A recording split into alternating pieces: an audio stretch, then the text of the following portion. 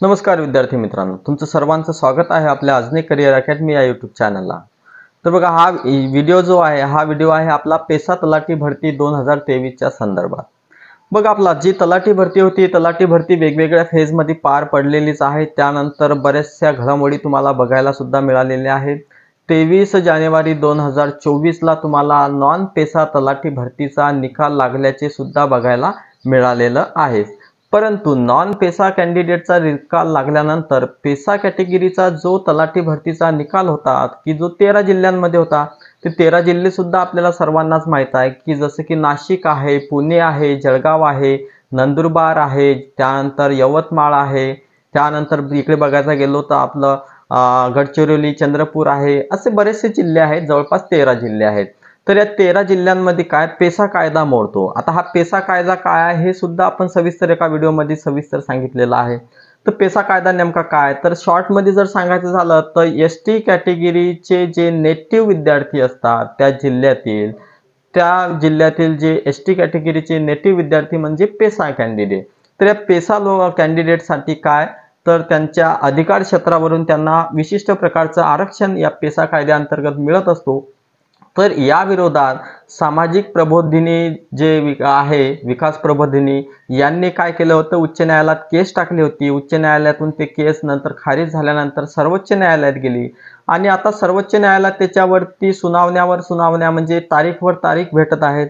परंतु हे जे नॉन पेसा कॅन्डिडेट्स आहेत या 23 जिल्ह्यातील, यांचा निकाल लागून यांना डीव्ही सुद्धा झालेलं आपल्याला बघायला मिळत आहे। परंतु पेसा जिल्ह्यातले 13 जिल्हे आहेत, या 13 जिल्ह्यांचा अजूनपर्यंत निकाल लागलेला नाही। मग हा निकाल का लागत नाही आहे, तर याच्यासाठी पहिली महत्त्वाची गोष्ट होती की ते म्हणजे पेसाचा जो प्रश्न आहे हा सर्वोच्च न्यायालयात गेलेला आहे। मग सर्वोच्च न्यायालयात गेलेला असताना पेसाचा निकाल लावणे अवघड होते, त्यामुळे सुरुवातीला अशा प्रकारच्या अडचणी आल्या आणि पेसा जिल्ह्यातील विद्यार्थ्यांचा निकाल राखीव ठेवण्यात आला, म्हणजे होल्ड करण्यात आला। परंतु नंतर सामान्य प्रशासनाच्या आदेशानुसार पेसा जिल्ह्यातील नॉन पेसा विद्यार्थ्यांचा निकाल लागू शकतो असं ज्यावेळेस विद्यार्थ्यांना कळालं, त्यावेळेस विद्यार्थ्यांनी पाठपुरावा केला, वेगवेगळ्या मंत्र्यांच्या भेटी घेतल्या, वेगवेगळ्या कलेक्टर ऑफिसला, म्हणजे या 13 जिल्ह्यातील जेही कलेक्टर ऑफिस असतील या कलेक्टर ऑफिसला यांनी भेटीगाठी घेतल्या। तशी निवेदनं त्यांनी सन्माननीय मंत्र्यांना आणि सन्माननीय कलेक्टर ऑफिसला दिले। परंतु अद्यापही आपल्याला या तलाठी भरतीचा निकाल लागल्याचे दिसून येत नाही आहे।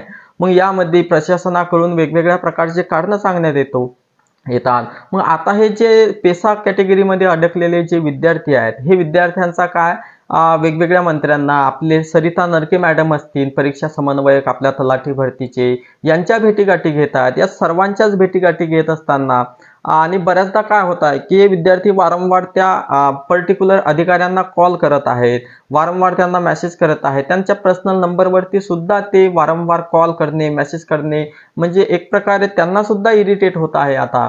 आणि सामान्य आणि बऱ्याचदा नरके मॅडमनी सांगितलेलं सुद्धा आहे की पर्सनल नंबरवरती मेसेज न करता ऑफिशियल जे नंबर आहेत त्या नंबरवरती कॉल करा, कार्यालयाला भेटा, असं बऱ्याचदा सांगण्यात सुद्धा आलेलं आहे। परंतु तरीही आपल्याला बघायला मिळत आहे की हे जे अधिकारी लोक आहेत, या अधिकारी लोकांवरती वेगवेगळ्या प्रकारचं प्रेशर असते। मग त्यात या विद्यार्थ्यांचं सुद्धा त्यांच्यावर थोडं का होईना प्रेशर असतेच, कारण की त्यांना सुद्धा कोणाचा रिझल्ट थांबवून ठेवता येत नाही। परंतु काही प्रशासनामध्ये अडचणी असतात, या अडचणी बघून ते निकाल होल्डवरती ठेवतात। जसं की आता पेसा जिल्ह्याचा निकाल, या पेसा ची केस जी सुप्रीम कोर्टात अटकलेली आहे, त्यामुळे काय केलेलं आहे, त्यांनी राखीव ठेवला होता, म्हणजे होल्ड करून ठेवला होता।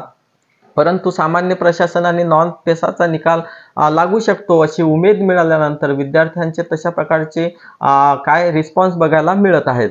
तर बघा, आता महत्त्वाची गोष्ट हे आहे की मग आपला आता तलाठी भरतीचा जो नॉन पेसाचे कॅन्डिडेट आहे त्यांना अजून तरी त्यांना नियुक्ती मिळालेली नाही। ज्या विद्यार्थ्यांचा 23 जानेवारीला निकाल लागला नॉन पेसा जिल्ह्यातील 23 जिल्ह्यांचा, तर या जिल्ह्यांमधील मुलांना सुद्धा अजूनही नियुक्तीपत्रे मिळालेली नाहीत। आणि आता समोर 14 मार्च पासून आय थिंक आदर्श आचारसंहिता मे बी लागू होऊ शकते।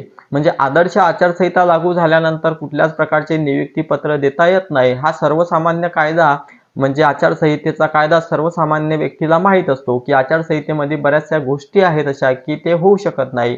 जसे की निकाल लागू शकत नाही. त्यानंतर दुसरी महत्त्वाची गोष्ट, निकाल जर लागलेला असेल तर त्याच्याविषयी नियुक्ती पत्रे त्यांना देता येत नाहीत, कारण की ते आदर्श आचारसंहितेचं उल्लंघन होते.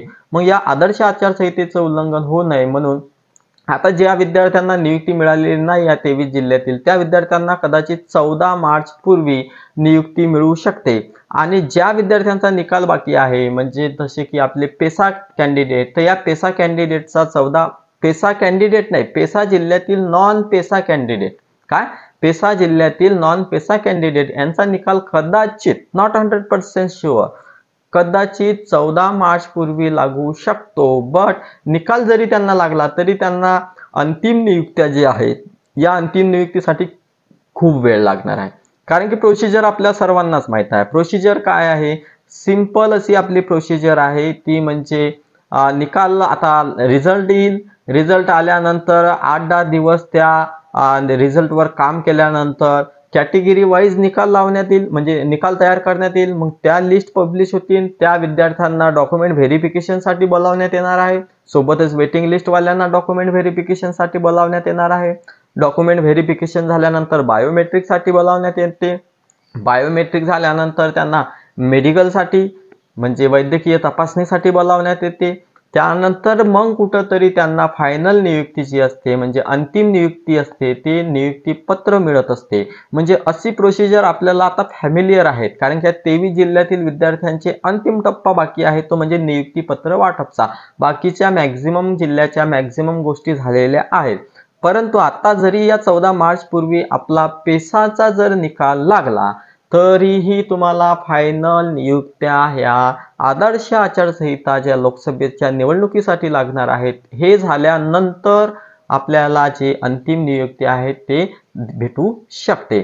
आणि दुसरी महत्त्वाची गोष्ट जर सांगायची झाली तर आचारसंहिता झाल्यानंतर जवळपास मे-जून उजाळू शकते. तर या मे-जून पर्यंत आपल्याला कुठल्याच प्रकारच्या निकालाची अपेक्षा करता येणार नाही, म्हणजे कुठल्याच प्रकारची तुम्ही अपेक्षा करू शकत नाही नियुक्तीची.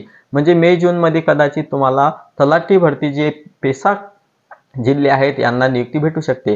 पण कदाचित जर आता 13 मार्चला काय होणार आहे, तर पेसाचा जो निकाल आहे सुप्रीम कोर्टामध्ये त्याच्यावरती सुनावणी आहे, तर कदाचित मग यांचा निकाल न लावता आदर्श आचारसंहिता चालू असताना कदाचित तिकडे सुप्रीम कोर्टामध्ये जर याचा निकाल लागू शकत असेल, तर कदाचित असं सुद्धा होऊ शकतो की या विद्यार्थ्यांचा निकाल काय होऊ शकतो, उशिरा लागू शकतो. का उशिरा लागू शकतो, कारण सुप्रीम कोर्टाचा निर्णय सुद्धा येणार आहे, त्यानंतर पेसाचा प्रश्न सुद्धा सुटणार आहे. म्हणजे सरळ सरळ डॉक्युमेंट्स व्हेरिफिकेशनसाठी विद्यार्थ्यांना बोलावल्या जाऊ शकते, नंतर त्यांना सरळ सरळ नियुक्त्या दिल्या जाऊ शकतात. तर आता विषय असा आहे की लोकसभेची जी निवडणूक आहे याची आदर्श आचारसंहिता झाल्यानंतर काही महिन्याचा गॅप आहे. मग काही महिन्याचा गॅप झाल्यानंतर नोव्हेंबर-डिसेंबर मध्ये कदाचित आपली जी विधानसभेची निवडणूक आहे, या विधानसभेच्या निवडणुकीसाठी आजच्या आदर्श आचारसंहिता लागू शकते.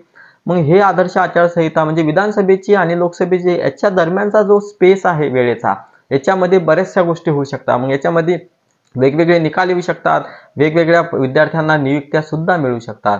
म्हणजे अशा पद्धतीने सुद्धा आपल्याला बघायला हरकत नाही. तर बघा, आपला पेसा संदर्भात जर आता शॉर्टमध्ये जर बोलायचं झालं तर तुमचा जो निकाल आहे याच्यावरती कार्यवाही चालू आहे. त्यानंतर तशी आश्वासनं सुद्धा मिळत आहे. अलीकडेच सन्माननीय मंत्र्यांनी सांगितलेलं आहे की लवकरात लवकर सुद्धा निकाल लावण्याचा प्रयत्न चालू आहे. तर कदाचित तुम्हाला या 14 मार्च पूर्वी नॉन पेसा विद्यार्थ्यांना निकाल मिळू शकतो, परंतु ते अंतिम नियुक्ती तुमची नसणार. म्हणजे असणार हे आपण शक्यच नाहीच, कारण की नंतर आदर्श आचारसंहिता आहे, नंतर त्या गोष्टी चालत नाहीत, हे आपण बऱ्याचदा इथंच बोललेलं आहोत. तर म्हणून काय करायचं आहे, विद्यार्थ्यांना थोडं पेशन्स सुद्धा ठेवायचं आहे. काही काही गोष्टी अशा असतात की वेळेनुसार योग्य त्यावेळी मिळत असतात. तर बघा, आपल्या चॅनलला तुम्ही नवीन असाल तर चॅनलला सबस्क्राईब करा. नवीन काही अपडेट आली असल्यास आपण लगेच व्हिडिओ अपलोड करू. तोपर्यंत नमस्कार, भेटूया पुढच्या व्हिडिओमध्ये. Thank you very much.